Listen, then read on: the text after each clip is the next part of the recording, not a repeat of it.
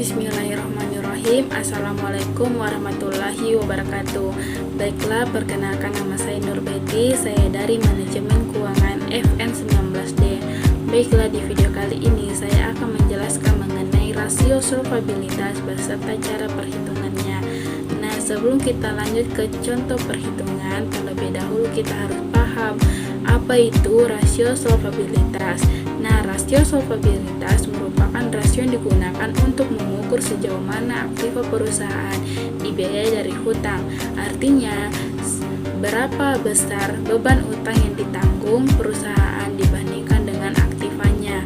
Dalam arti luas dikatakan bahwa rasio ini digunakan untuk mengukur kemampuan perusahaan untuk membayar seluruh kewajibannya, baik jangka pendek maupun jangka panjang apabila perusahaan dibubarkan.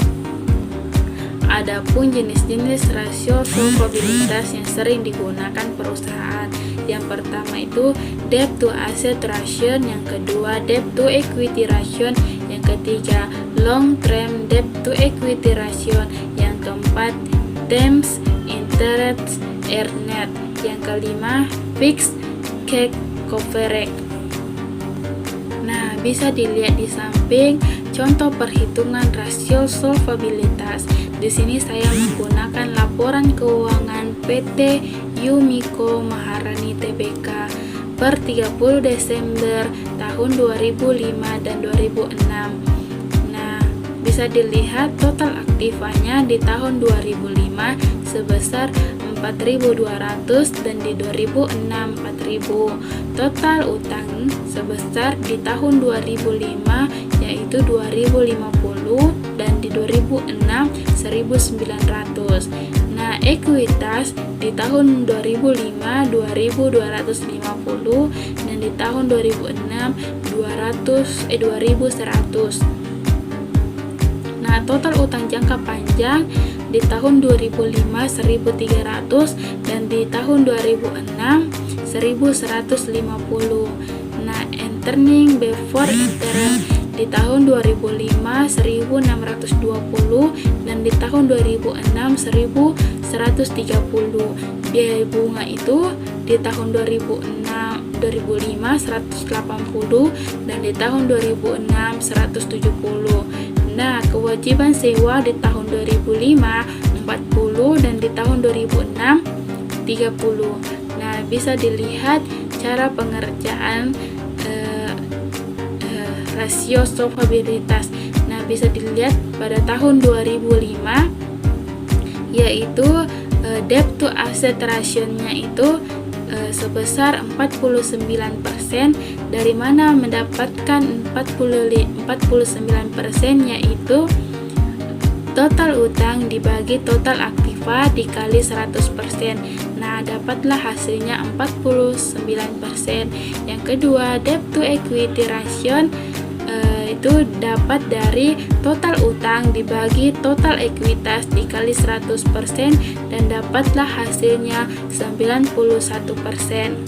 Yang ketiga, long term debt to equity ratio itu dapat dari total utang jangka panjang dibagi ekuitas dikali 100% dan dapatlah hasilnya 58%. Nah, yang keempat itu term interest earned itu didapat dari earning before interest dibagi biaya bunga. Nah, dapatlah hasilnya 10 kali. Yang kelima itu fixed cash coverage itu didapat dari earning before tax ditambah biaya bunga ditambah kewajiban sewa dibagi biaya bunga ditambah kewajiban sewa, dapatlah hasilnya 8,5 kali. Nah, bisa kita lihat juga di tahun 2006 rumusnya sama dengan 2015, hanya angkanya yang berbeda. Kalau yang debt to asset ratio yaitu 48%, yang kedua debt to equity ratio sebesar 91%, sama di tahun 2005 juga 91%. Yang ketiga itu mendapatkan 55% di tahun 2006, sedangkan di tahun 2005 itu 58%. Nah, yang keempat itu 7,6 kali, sedangkan di tahun 2005 10 kali.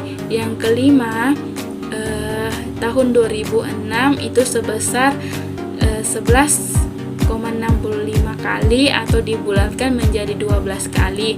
Sedangkan di tahun 2005 itu 8,5 kali. Nah, mungkin hanya itu yang bisa saya sampaikan. Lebih dan kurangnya mohon dimaafkan. Wabillahi taufiq walhidayah. Wassalamualaikum warahmatullahi wabarakatuh.